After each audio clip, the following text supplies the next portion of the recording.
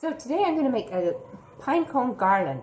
So you're going to need some pine cones and then 2 strings of dark brown yarn. You want to use dark brown so that you won't notice it.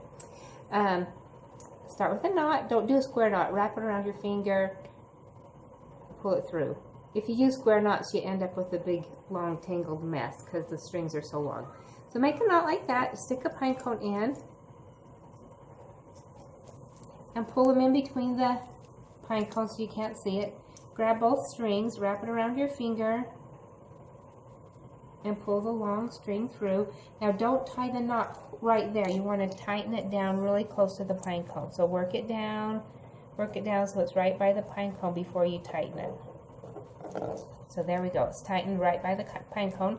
Then you just open it up and you put another one in. Kind of working between the little pine cone things so you don't see this yarn. And we'll do another knot.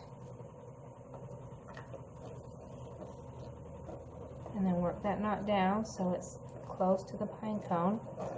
And you see we're getting started here. I like to use these small little pine cones, but you could use whatever kind of pine cones you've got. I like these. They kind of make a nice uniform garland. And then you make sure you get your knot down close to it. And you just keep on going until you get it as long as you want. And they're really fun. You can hang them on your windows, hang them on the banister, hang them on your Christmas tree. Super fun, super easy.